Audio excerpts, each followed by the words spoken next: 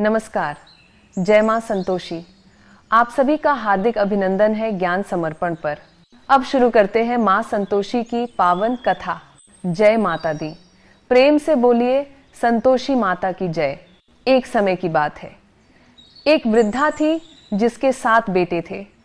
6 बेटों का अच्छा व्यवसाय था, पर सबसे छोटा बेटा बिल्कुल सरल स्वभाव का और घर के कामकाज में निपट अनाड़ी था। बूढ़ी माँ रोज 6 बेटों के लिए अलग से स्वादिष्ट भोजन बनाती और जो भी बचा खुचा रह जाता वही 7वें बेटे के हिस्से में आ जाता।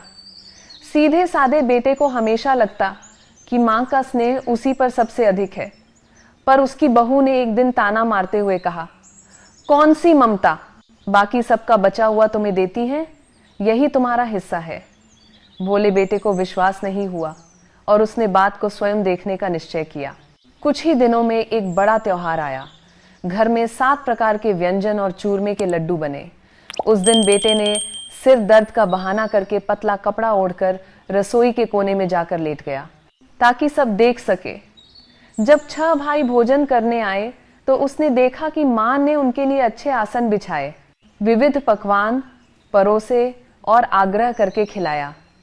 सबके उठते ही माँ ने झूठी थालियों में से लड्डू के टुकड़े इकट्ठे किए और उन्हें जोड़कर एक लड्डू बनाया और पुकारा, बेटा बाकी सब खा चुके हैं, अब तू भी खा ले।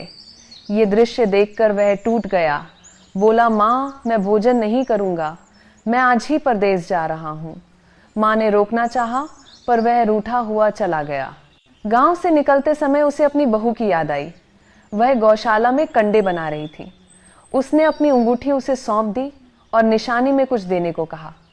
बहू ने हंसकर अपने गोबर लगे हाथ से उसकी पीठ पर थाप मार दी और कहा, ले यही तेरे नाम की निशानी।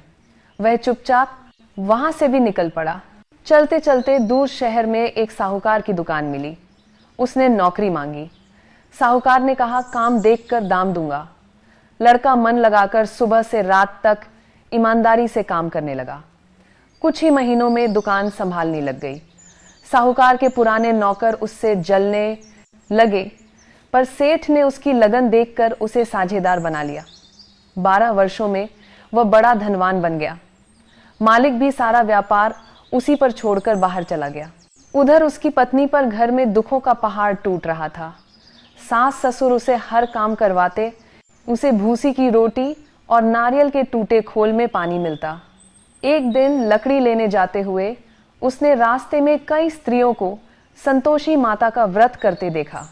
वह रुककर बोली, बहनों यह किसका व्रत है, इससे क्या मिलता है, इसे कैसे करती हैं? स्त्रियों ने स्नेह से बताया, यह संतोषी माता का व्रत है। इससे दरिद्रता दूर होती है, परिवार में सुख आता है, पति दूर हो तो वापस लौटता है और मन की सभी इच्छाएं पूरी होती हैं। उन्होंने व्रत की विधि भी समझाई। सवाया गुड़ चना, हर शुक्रवार उपवास, कथा सुनना या कहना, नियम न टूटना और कार्य सिद्ध होने पर उद्यापन करना।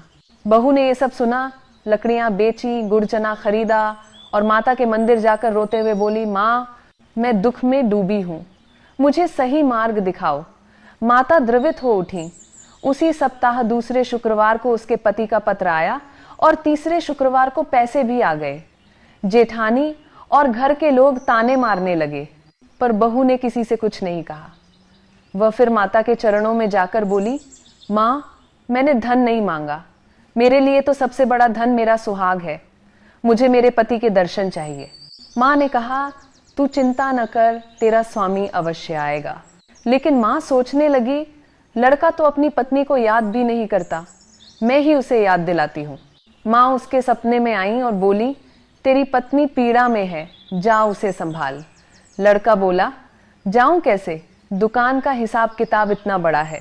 माँ बोली, कल सुबह मेरा नाम लेकर दीपक जलाकर दुकान पर बैठ जाना, सब लेन देन अपने आप पूरा हो जाएगा। अगले दिन ऐसा ही हुआ। सुबह से शाम तक कोठी का सारा माल बिक गया, हिसाब चुक गया और धन का ढेर लग गया। वह घर लौटने की तैयारी में सामान खरीद कर छुटा। उधर उसकी पत्नी रोज की तरह माता के मंदिर के पास रुकी हुई थी। दूर से धूल उड़ती देख पूछ बैठी, माँ, ये धूल कैसी उठ रही है? माँ बोली, तेरा पति लौट रहा है। तू 3 गट्ठे लकड़ी के बना एक नदी किनारे, एक मेरे मंदिर पर, एक सिर पर। वह यहाँ रुककर पकाएगा और जब घर पहुंचेगा तू सास से वैसे ही कहना जैसे पहले कहती थी, ताकि सत्य उससे उसकी आंखों से दिखाई दे। पत्नी ने माता का कहा मानकर सब वैसा ही किया। पति आया, लकड़ियां देख वहीं विश्राम किया, भोजन बनाया और फिर गांव पहुंचा। बहू ने घर आकर जोर से कहा, लो सासू जी, लकड़ियों का गट्ठा लाई हूं, भूसी की रोटी और नारियल के खोल का पानी दो। आज कौन मेहमान आया है? इतना सुनते ही सास का चेहरा उतर गया। तभी पति बाहर आया और बहू की अंगूठी पहचान कर सब समझ गया। मां के झूठे आरोप सुनकर उसने कहा, मैं दूसरे मकान में रहूंगा, और वह पत्नी को ले जाकर नए घर में ठाठ से रहने लगा।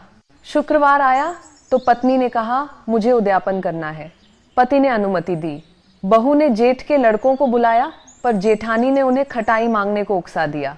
लड़कों ने खीर खाकर खटाई मांगी। बहू ने मना किया, पर गलती से पैसे दे दिए।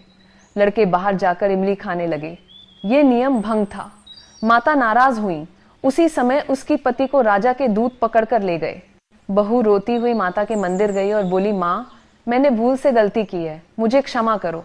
माँ बोली, अच्छा, इस बार नियम मत तोड़ना, तेरा पति लौट आएगा। और सचमुच रास्ते में पति मिल गया। वह बोला, राजा ने कर मांगा था, इसलिए जाना पड़ा था। कुछ दिन बाद फिर शुक्रवार आया। बहू ने उद्यापन किया।